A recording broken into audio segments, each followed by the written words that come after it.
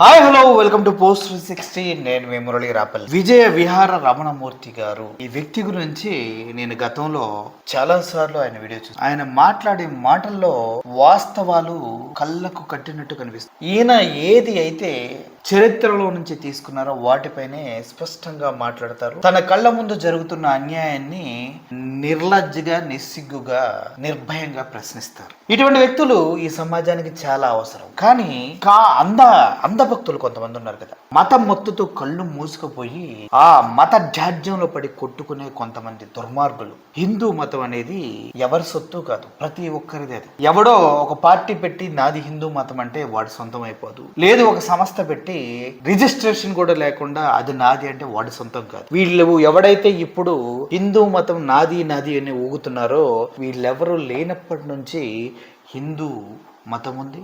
వీళ్ళంతా చచ్చినా కూడా హిందూ మతం అనేది ఉంటుంది. కానీ స్వతంత్ర సమరయోధుల్లో చాలా మంది హిందువులు చనిపోయారు, ముస్లిమ్స్ చనిపోయారు, క్రిస్టియన్స్ చనిపోయారు. ఎక్కడ రాని హిందూ మతాల మధ్య ఉన్నటువంటి విభేదం ఇప్పుడు ఎందుకు వస్తుందంటే ఇది రాజకీయ కక్షలతోటి, కుళ్ళు కుతంత్రాలతో కూడినటువంటి మతతత్వ పార్టీలు చేసే వికృత క్రీడ ఇది అనేది వాస్తవం. విజయ విహారి రమణమూర్తి పైన ఒక నిన్నగాక మొన్న వచ్చినటువంటి బీఆర్కే ఛానల్, ఈ బీఆర్కే ఛానల్ గురించి నేను దాంట్లో వర్క్ చేశాను కాబట్టి చెప్తున్నా. ఇందులో ఒక డిబేట్ లో మాట్లాడుతూ విజయ విహార రమణమూర్తి పైన దాడి చేయటం జరిగింది చెప్పుతోటి. ఎందుకు దాడి చేశాడంటే వీడు బుద్ధి లేని ఎదవ దాడి చేసిన అంటానికి ఒక 2 రీజన్స్ చెప్పు. ఇప్పుడు ఆయన మాట్లాడుతున్న కాంటెక్స్ట్ ఏంటి? మొన్న బీజేపీ నాయకులు వాహనంలో ఊరేగింపుగా వెళ్తూ ఉంటే బీజేపీ జెండా, కాషాయం జెండా పట్టుకొని ఒక చిన్న పిల్లాడు హనుమంతుల వారి వేషధారణలో వాళ్ళ వెహికల్స్ ముందు డాన్స్ వేస్తున్నారు. అంటే హనుమంతుల వారు బీజేపీ వెహికల్స్ కి ముందుగా డాన్స్ వేసుకుంటూ నడుచుకుంటూ వెళ్తున్నారు. అదేంటి, ఒళ్ళు బలుపా లేదంటే ఇంకేమన్నా బలుపా? ఆంజనేయ స్వాముల వారు బీజేపీ ర్యాలీలో డాన్స్ వేయటం ఏంటి? సిగ్గుందా ఎవరికన్నా? ఒక్క హిందువుకైనా సిగ్గుందా? ఈ విషయం గురించి మాట్లాడరా? కడుపుకు అన్నం తింటున్నారా, గడ్డి తింటున్నారా? మనిషి పుట్టుకు పుట్టారా, ఇంకేమన్నా పుట్టకలు పుట్టారా మీరు? ఈ విషయం గురించి ప్రశ్నించాల్సిన అవసరం లేదా?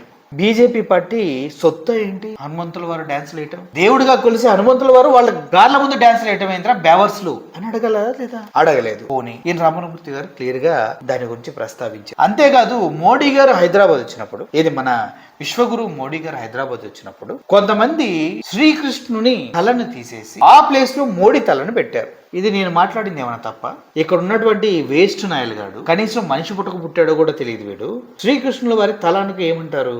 మోడీ ప్లేస్లో, శ్రీకృష్ణుల వారు ఉండవలసిన ప్లేస్లో మోడీ ఉండటానికి ఏమి అర్హత ఉంది? పెట్టినోడు ఇవ్వడం ఎందుకు పెట్టవలసి వచ్చింది? అంటే శ్రీకృష్ణుల వారు దేవుడి కన్నా కూడా మోడీ అనేవాళ్ళు గొప్పవాడ అంటే ఇదేనా మనం హిందూ ధర్మానికి ఇస్తున్నటువంటి గౌరవం? మీరందరూ చూసే వాళ్ళు చాలా మంది హిందువులు ఉంటారు కదా, ఎవడరా మీరు? ప్రశ్నించరా? ఇది ప్రశ్నిస్తే దేశద్రోహులు, ఇంకా వేరే వేరే తీవ్రవాద సంస్థలకు సంబంధించిన వాళ్ళు అని అంటారా? ఇప్పుడు రమణమూర్తి అనే వ్యక్తి వయసు ఎంత ఉంటుంది? 55-60 సంవత్సరాలు ఉంటాయా? కొట్టిన వ్యక్తి వయసు ఎంత ఉంటుంది? ఒక 40 సంవత్సరాలు 40 సంవత్సరాలు ఉంటాయా? కనీస జ్ఞానం ఉందా వీడికి జ్ఞానం ఉందా? వీడు మనిషేనా? ఒక వ్యక్తిని లైవ్ లో అందరి ముందు కించపరిచే విధంగా ఆయన ఏమైనా మాట్లాడా? లేదు కదా. శ్రీకృష్ణ వారి తల తీసి మోడీ తల పెట్టిన ఎదవ ఎవడరా అని అడిగాడు. అసలు పెట్టాల్సిన అవసరం ఏంట్రా? దేవుణ్ణి అవమానించడం కదా శ్రీకృష్ణుని అని తలను కొడదంట. మరి ఏమనాలి? శిరస్సు, ఓకే, శిరస్సు ఖండించి మోడీ గారి శిరస్సు పెట్టారు అంటే బాగుంటుందా? చాలా పద్ధతిగా మాట్లాడారు కదా ఆయన. అసలు అక్కడ జరిగిన తప్పును కాకుండా తలా అనేది పట్టించుకుంటారు. తలా తావకాలేని ఎదవ. ఏం చేయాలి వీడిని? ఏం చేయాలి? హిందువులంతా కలిసి నాకు సమాధానం చెప్పారు. ఇప్పుడు రమణమూర్తి గతంలో ఏమో మాట్లాడారు? వాస్తవాల ఆధారాలతోనే కదా మాట్లాడింది.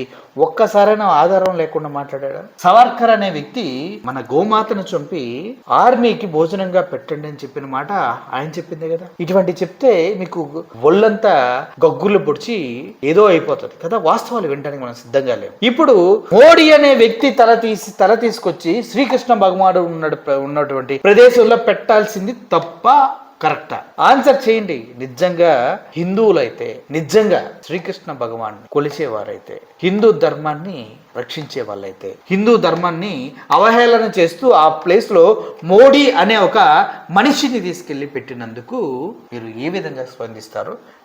ఇటువంటి దుర్మార్గుల్ని ఏం చేయాలి? అంటే రాముడు మందిరంలో ఇప్పుడు జరిగినటువంటి 200 కోట్ల స్కామ్, అంతకుముందు జరిగిన మొత్తం టోటల్గా నేను చెప్తున్నా శ్రీరామాలయం అయోధ్య టెంపుల్ ట్రస్ట్ పేరు పెట్టుకొని ఎన్ని వందల కోట్లు కొట్టేశారో లెక్క పూర్తిగా బయటకు రాల.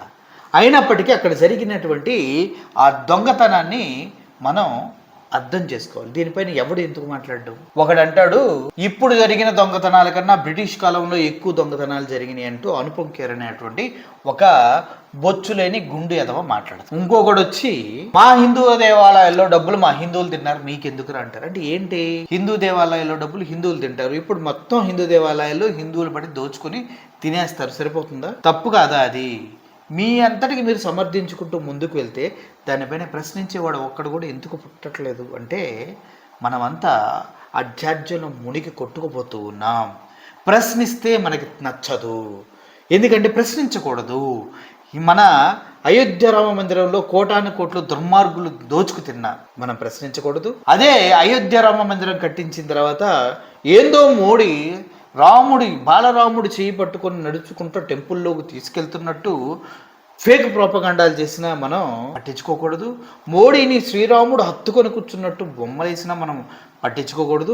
మోడీ భగవత్ స్వరూపం అని కొంతమంది ఎదవలు మాట్లాడినా కూడా మనం పట్టించుకోకూడదు. స్వతహాగా మోడీయే తనకు తానే నేను పరమాత్ముని యొక్క స్వరూపం అని చెప్పుకుంటున్నా కూడా మనం పట్టించుకోకూడదు.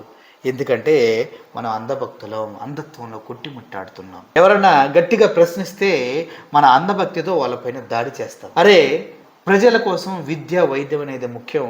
ఇప్పుడు నార్త్ స్టేట్స్లో ఎక్కడా కూడా విద్య ప్రజలకు అందట్లేదు, ఆ విషయంపై మనం ప్రశ్నించండి రా అంటే ఒక్కడు ప్రశ్నించాడు. నితిన్ గడ్కరీ మన బళ్ళల్లో వాళ్ళ కొడుకుల తాలూకు ఇథనాల్ పెట్రోల్ పోసి మన జీవితాల్ని ఆడుకుంటున్నాడు రా అన్న మధ్య తరగతి మిడిల్ క్లాస్ వాళ్ళు ఒక బండి కొనుక్కున్నది ఇథనాల్ పెట్రోల్ పోయటం వల్ల సర్వనాశనం అవుతుందిరా అన్నా కూడా దాని గురించి మనం పట్టించుకోము. రోడ్లు వేస్తే నితిన్ గడ్కరీ రోడ్లు వేస్తే ఆ రోడ్లు ఒక నెలలోనే సర్వనాశనం 12,000 కోట్లు 20,000 కోట్లు పెట్టేస్తుంటే సర్వనాశనం అవుతున్నాయిరా అంటే దాని గురించి మనం మాట్లాడాలి. ఎందుకంటే మోడీ సర్కార్ అదే ప్రపంచంలోనే మనం అట్టడుగు స్థాయిలో ఉన్నాంరా అని చెప్పినా కూడా మనం పట్టించుకోవాలి. చివరికి శ్రీలంక కూడా మన జీడిపిని దాటిపోయిందిరా ఎదవల్లారా అంటే మనకు నచ్చదు. ఎందుకంటే మనంతా దేవుళ్ళని తీసుకొచ్చి హిందూ దేవుళ్ళని తీసుకొచ్చి బీజేపీ వాహనాల ముందు డ్యాన్స్ వేయించటాలు, అదేవిధంగా మన కాషాయ వస్త్రాలు వేసుకుని భజనలు చేసుకుంటే వెహికల్స్ మీద మహిళలతో అశ్లీలంగా నృత్యాలు చేయించుకుంటూ వాళ్ళ భంగిమలను చూసుకుంటూ ఎంజాయ్ చేస్తూ నడుచుకుంటూ వెళ్ళటంలోను, ఎవడో వ్యక్తి శివలింగం పైన కాళ్ళు పెట్టి పూజ చేస్తుంటే దాని గురించి ప్రశ్నించాం. మోడీ అనే వ్యక్తి గుళ్ళల్లోకి చెప్పులు వేసుకొని వెళ్తున్నా కూడా మనం పట్టించుకోము. షూటింగ్ కోసం అని రోజులు గుళ్ళన్నీ ఆయన తిరిగిన ప్రతి గుళ్ళో షూటింగ్ జరుగుతుంది. గుళ్ళల్లోకి కెమెరాలు ఎలా ఉండవు, కానీ మోడీ వెళ్ళినప్పుడు ప్రతిసారి మాత్రం కెమెరాలు ఉంటాయి, అన్నీ ఉంటాయి. అప్పుడు మాత్రం మనం పట్టించుకోవాలి. ఇలా డ్రామాలన్నీ మనం చూడాలి. దేవుడి దగ్గరికి వెళ్ళి ఇలా నమస్కరిస్తే దేవుడు మనల్ని రక్షిస్తాడని మనం నమ్ముతాం. కానీ అందరికీ తెలియాలని ఇలా డ్రామాలు చేస్తే అది దేవుడు హర్షించడు. అర్థమవుతుందా?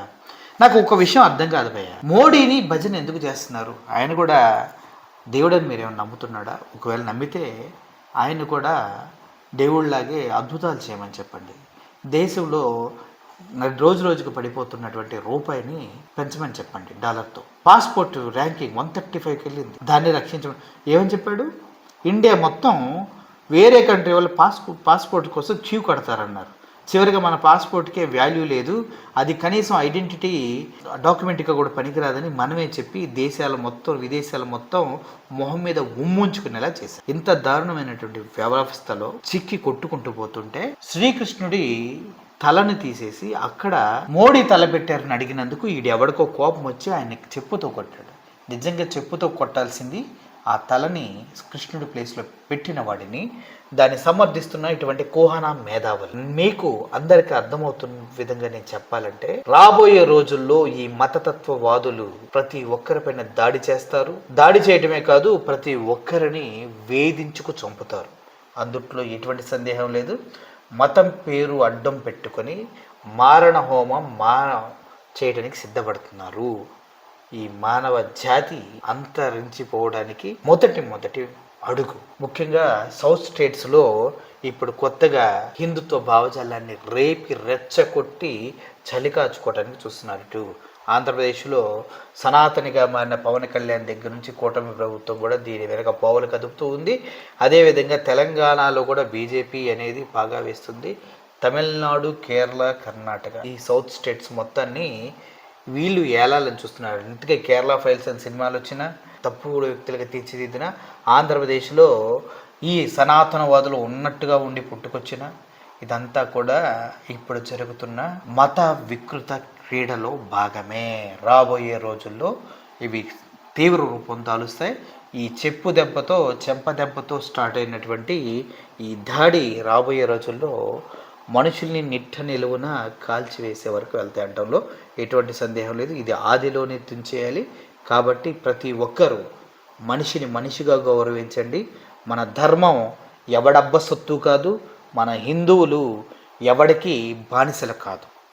రాబోయే రోజుల్లో అందరం కలిసి ఉంటేనే సమాజం శ్రేయస్కరంగా ఉంటుంది తప్పించి ఒకటి చెప్పిన మాటలో వాట్సాప్ యూనివర్సిటీ సొల్లు కబుర్లు విని మీ జీవితాలని అంధభక్తిలో నడిపించకండి అని కోరుకుంటూ సెలవు తీసుకుంటున్నా.